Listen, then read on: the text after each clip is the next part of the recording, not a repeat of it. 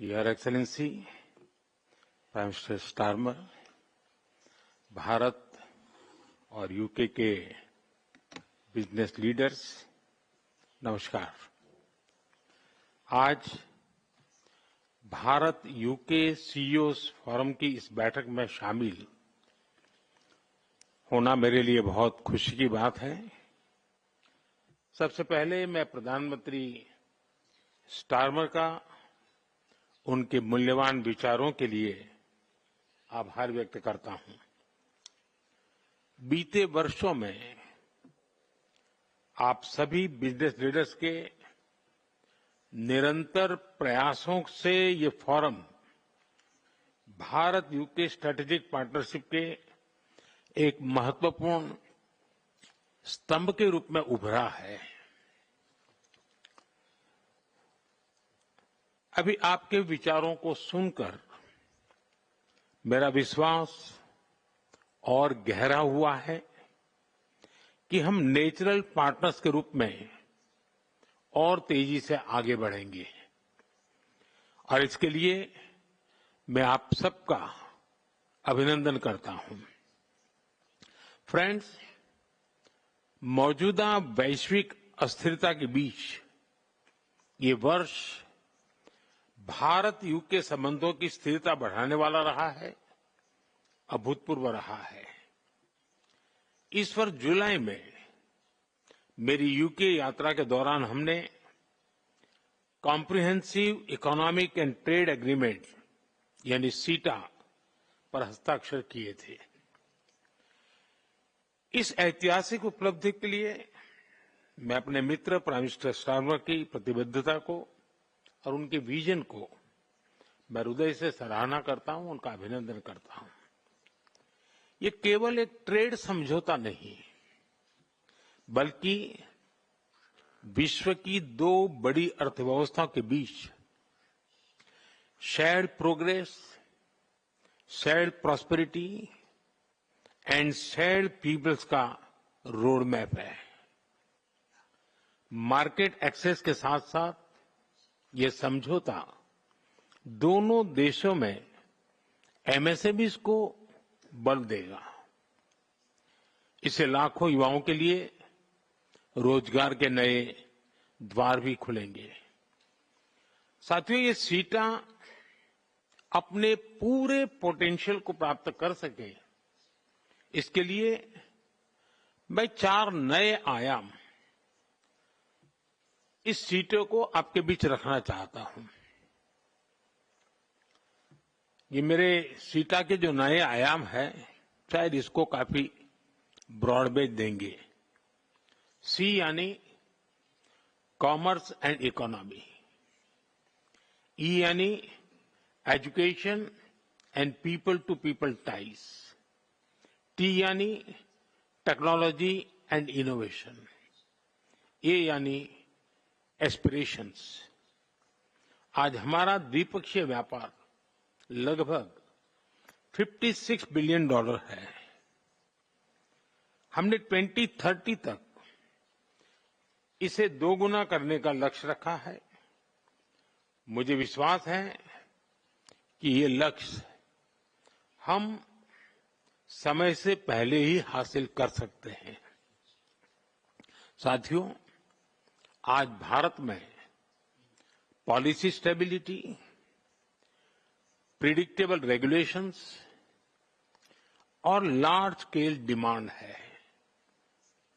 ऐसे में infrastructure, pharma, energy, finance सहित हर क्षेत्र में अभूतपूर्व अवसर मौजूद है। यह भी खुशी का विषय है कि यूके की 9 यूनिवर्सिटीज भारत में अपना कैंपस खोलने जा रही है। आने वाले समय में एकेडेमिया और इंडस्ट्री की साझेदारी हमारी इनोवेशन इकोनॉमी का सबसे बड़ा ड्राइविंग फोर्स बनेगी। साथियों, आज telecom, AI, biotech, quantum, semiconductor, cyber, और स्पेस जैसे क्षेत्रों में हमारे बीच सहयोग की अनगिनत नई संभावनाएं बन रही हैं। डिफेंस के क्षेत्र में भी हम को डिजाइन और को प्रोडक्शन की ओर आगे बढ़ रहे हैं। अब समय है कि हम इन सभी संभावनाओं को कॉन्क्रीट सहयोग में बदलने पर तेज गति से काम करें। Critical minerals, rare earth, API जैसे स्ट्रेटेजिक सेक्टर्स में हमें स्ट्रक्चर्ड तरीके से आगे बढ़ना चाहिए। इससे हमारे संबंधों को एक फ्यूचरिस्टिक दिशा भी मिलेगी। साथियों, फिनटेक सेक्टर में आप सभी ने भारत के सामर्थ्य को देखा है। आज विश्व के लगभग 50% real time digital transaction Bharat में हो रहे हैं। फाइनेंशियल सर्विसेज में यूके का अनुभव और भारत का डीपीआई मिलकर पूरी मानवता का हित कर सकते हैं। साथियों, हमारे संबंधों को नई ऊंचाई देने के लिए प्राइम मिनिस्टर स्टारमर और मैंने विजन 2035 की घोषणा की थी। ये हमारी साझा महत्वाकांक्षाओं का ब्लूप्रिंट है। भारत और यूके जैसी ओपन डेमोक्रेटिक सोसाइटी के बीच कोई भी क्षेत्र ऐसा नहीं है जिसमें हम सहयोग बढ़ा न सके। भारत का टैलेंट और स्केल और यूके की R&D और एक्सपर्टीज, ये कॉम्बिनेशन बड़े परिणाम लाने की क्षमता रखता है। इन एस्पिरेशंस और एम्बिशन को टारगेटेड और टाइम बाउंड तरीके से पूरा करने में आपका सहयोग और समर्थन अति महत्वपूर्ण है। फ्रेंड्स, आप में से अधिकतर कंपनियां भारत में पहले से ही मौजूद है।